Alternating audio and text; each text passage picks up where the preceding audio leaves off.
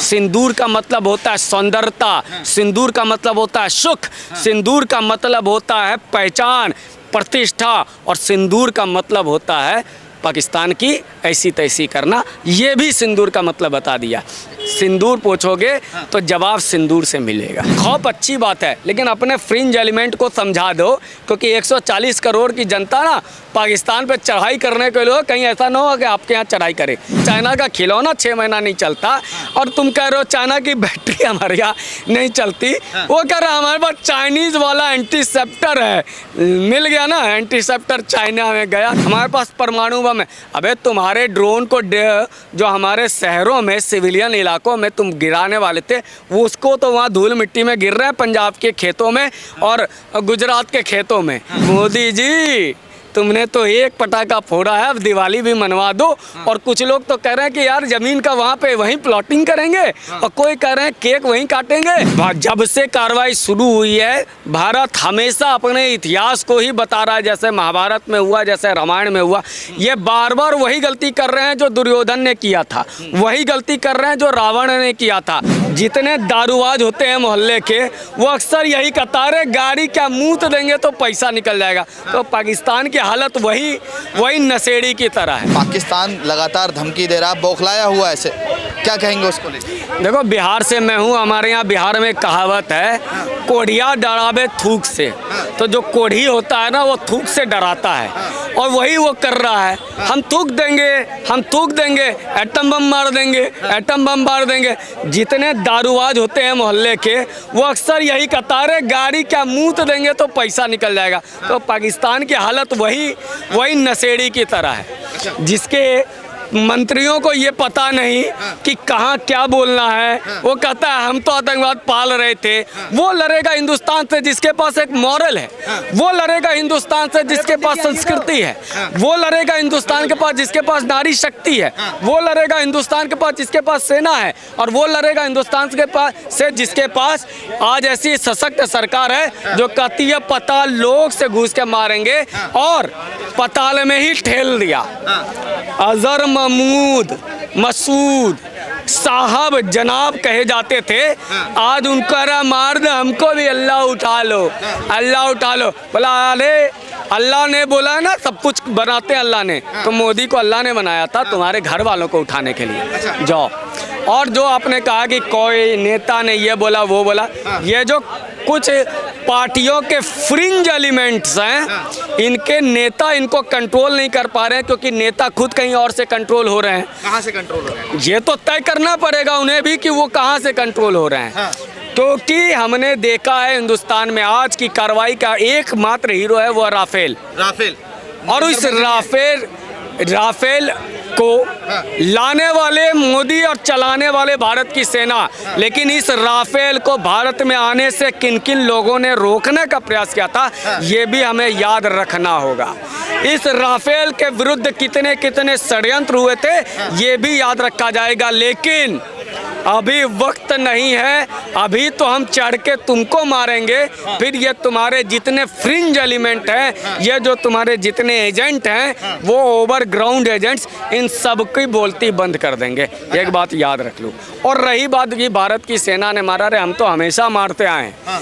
ये ही लोग इतिहास को बार बार पूछते हैं, अरे हम तो लंका दहन करने वाले हैं, हमने तो महाभारत नारी के कारण किया, नारी की अस्मिता, नारी की प्रतिष्ठा, नारी की इज्जत के लिए रामायण इतना बड़ा हुआ, इतना महाभारत। तुम कहे थे सिंदूर पोंछ दोगे और कहोगे मोदी को बता देना। मोदी को बता देना नहीं, ये बताया था मोदी को बता देना कि हमारे यहाँ बैठा हुआ यहाँ आतंकवादी है, उसको मारना है।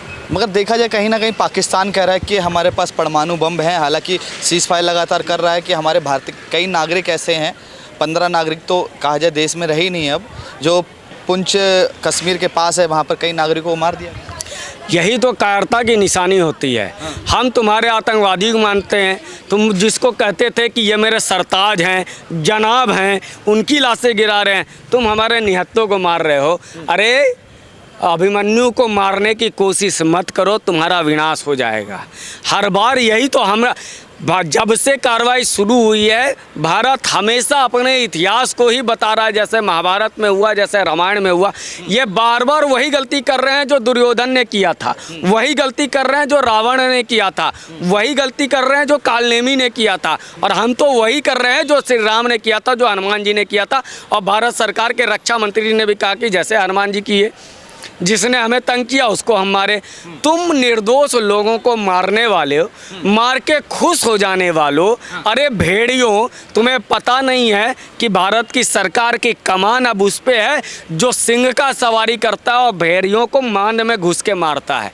वो माँ दुर्गा का पुजारी है, उसको तुम छेड़ने आए थे। और उसके सामने का तो मोदी को बता देना, मोदी को तो पता था। मोदी को क्या बताओगे? पता था कि इसी वाले बिल्डिंग में रहती है उसकी बहन, इसी वाले बिल्डिंग में रहता है उसका भाई, और इसी वाले बिल्डिंग में रहता है पाकिस्तान की सेना, और इसी वाले कराची के स्टेडियम में सेना जमा होने वाला था।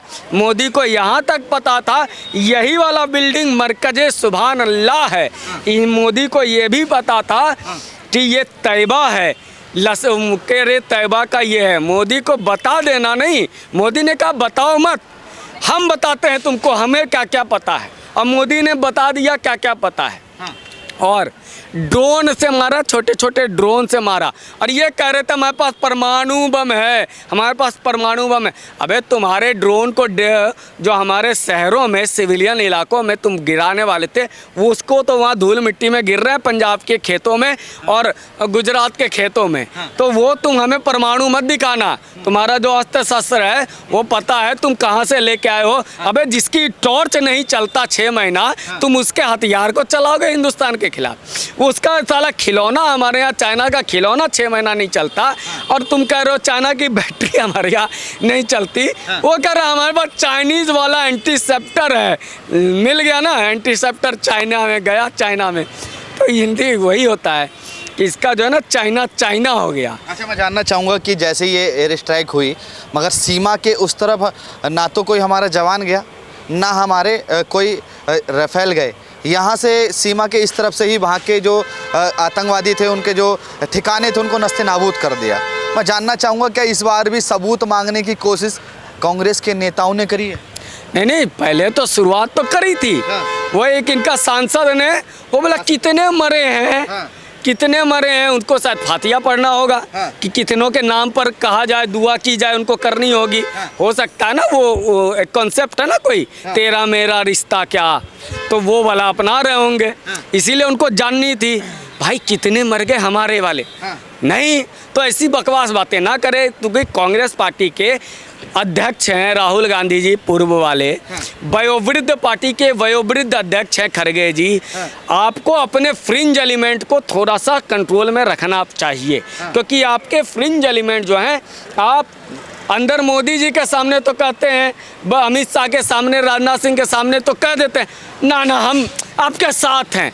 ठीक है, ये खौफ अच्छी बात है, लेकिन अपने फ्रिंज एलिमेंट को समझा दो, क्योंकि 140 करोड़ की जनता ना पाकिस्तान पे चढ़ाई करने के लिए, कहीं ऐसा ना हो कि आपके यहाँ चढ़ाई करे। मतलब वोटिंग के मामले से कि अगर चुनाव में अगर यही सब करोगे तो निपट गए हो। ऐसे भी चाइना का पैसा आना बंद, पाकिस्तान से तुम्हारे पास वोटर आना बंद, बांग्लादेश से तुम्हारे पास वोटर आना बंद, फिर तुम करोगे क्या? फिर जाओगे कहाँ?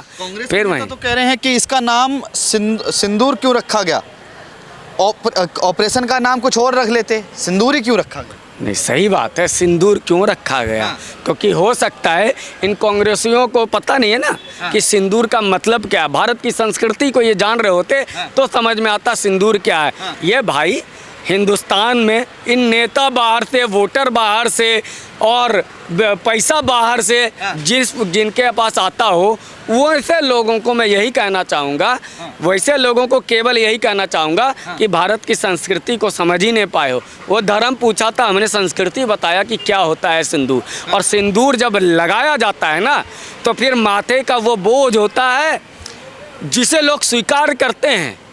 तुम बोझ समझते हो, इसलिए मैंने बोझ कहा। हमारे लिए तो वो कर्तव्य होता है। सिंदूर का मतलब होता है रक्षा, सिंदूर का मतलब होता है सौंदर्यता, सिंदूर का मतलब होता है सुख, सिंदूर का मतलब होता है पहचान, प्रतिष्ठा, और सिंदूर का मतलब होता है पाकिस्तान की ऐसी तैसी करना, ये भी सिंदूर का मतलब बता दिया।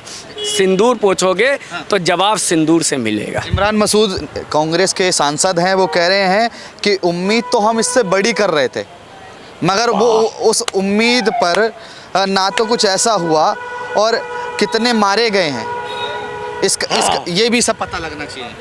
माननीय सांसद महोदय को मोदी से कितनी उम्मीदें हैं, यही तो कहते हैं कि ये मोदी जीतता कैसे है। ये इसलिए जीतता है क्योंकि ये कांग्रेसी भी वोट करते हैं मोदी को। कितना नुकसान हुआ है ये भी पता नहीं, वो नुकसान तो भाई में बताया ना, हो सकता है फातिया पढ़ना हो। अच्छा। मैं उनको बारे में, लेकिन कि ये इससे बड़े की उम्मीद थी। क्यों? इन्हें पता है ना कि हमारे वाले जो सरकार इनकी थी तो 26/11 में हमारे 168 लोग मारे जाते थे। मुंबई में ट्रेन ब्लास्ट में 200 लोग मारे जाते थे। लेकिन हमारी सरकार कहती थी ना हिंदू वोट, मुस्लिम वोट, इतना वोट, उतना वोट, ओबामा जी, फलाना जी, ढिकाना जी। अब इन्हें भी पता है कि हम सुरक्षित हैं तो मोदी है, क्योंकि मोदी है तो मुमकिन है। ये इमरान मसूद जी को बोल्ड अक्षर में लिखवा लेना चाहिए था, मोदी है तो मुमकिन है। ये जो सिद्धांत है हिंदुस्तान के लोगों ने दिया, उसी को तो इमरान मसूद, वैसे मसूद कहीं और भी है वो, अच्छा वो पाकिस्तान में है दूसरा वाला, तो इसीलिए पूछ रहे थे। खैर छोड़ो इन बातों पे। अच्छा, कांग्रेस के एमएलए भी हैं, हालांकि वो कहते हैं कि धर्म और जो आतंकवादियों से लड़ रहे हैं ना, फर्जी राष्ट्रवाद से भी लड़ना चाहिए। हाँ, सही बात बोला। बिल्कुल सही बात बोला कि फर्जी राष्ट्रवादी से लड़ना चाहिए। और उन्हें पता है कि फर्जी राष्ट्रवादी कौन है, क्योंकि जब भी राष्ट्र की बात आती है, योग दिवस की बात आती है, जो भारत के योग को यूएन स्वीकारता है, तो ये लोग भाग जाते हैं। जब रक्षाबंधन मनाने की बात आती है तो कई हिंदुस्तान के भाई बहनों का एक फोटो नहीं दिख रहा होता है। इसलिए कह रहे हैं कि ये जो कहता ना हम देश के साथ हैं, अब पीछे से कहता राफेल मत लाओ इंडिया, राफेल में चोरी हो गया, राफेल हिंदुस्तान में नहीं आने के लिए षड्यंत्र रचता है। ऐसे लोग ही फर्जी राष्ट्रवादी हैं जो कहते हैं हम तो भारत के साथ हैं। क्या मैं हिंदुस्तानी नहीं हूँ? ऐसे कई कश्मीरी कहते थे ना, क्या मैं हिंदुस्तानी नहीं हूँ? और उसके बाद सामने जा कर के नहीं पाकिस्तान जिंदाबाद। तो ऐसे वाले जो है ना, ऐसे जो लोग हैं, इन्हीं को फर्जी राष्ट्रवादी कहा जाता है। क्योंकि राष्ट्रवादी जो है ना, जो असली है, वो तो कह रहा है कि मोदी जी तुमने तो एक पटाखा फोड़ा है, अब दिवाली भी मनवा दो। और कुछ लोग तो कह रहे हैं कि यार ज़मीन का वहाँ पे वहीं प्लॉटिंग करेंगे, और कोई कह रहे हैं केक वहीं काटेंगे, और कहता है कोई हनीमून मनाने वहाँ जाएंगे। अच्छा। इसीलिए हमारे राष्ट्रवाद अगर नहीं हुआ होता तो ना एयर स्ट्राइक होता, ना सर्जिकल स्ट्राइक होता, और ना आज ये वाला स्ट्राइक हुआ होता। क्योंकि यहाँ राष्ट्रवादी सरकार है, राष्ट्रवादी सोच है कि हम दूसरे के सीमा में घुस के मार रहे हैं, किसी की औकात नहीं है। और 26/11 हो, मुंबई हो या पहलगाम हो, चाहे पठानकोट हो, दादा का, बाप का, भाई का, सबका बदला ले लिया ये फैसलवाद। अच्छा, मैं जानना चाहूँगा कि भारत की जो जनता है वो क्या चाहती है? क्या सिंदूर 2.0 भी होना चाहिए? नहीं 2.0 की जरूरत नहीं है। सिंदूर ही चल रहा है ना। आज ही हमारी भारत की सरकार और भारत के रक्षा मंत्री जी ने कहा है कि सिंदूर, ऑपरेशन सिंदूर जारी है। तो फिर 2.3 का मतलब क्या होता है भाई? हमारी जारी है, और ऑपरेशन बना है सिर्फ इसके लिए नहीं कि हमें 9 ठिकाने पे मारना है। ऑपरेशन बना है कि इस बार जो करके आना है वही होगा जो आप चाहते हैं। हमारे देश के गृह मंत्री जी ने कहा है, प्रधानमंत्री, वही होगा जो हम चाहते हैं। और हम क्या चाहते हैं ये तो हमारी संसद ने ही बताया हुआ है कि हमें पीओके लेना है, बलूचिस्तान को अलग करना है, बल्तिस्तान अलग करना है, पाकिस्तान के 4 टुकड़े, खरबूजा काटा जाना है। चीनी खरबूजा इतिहास में पढ़ा जाता है, अब इतिहास में पढ़ा जाएगा पाकिस्तानी खरबूजा काटा गया।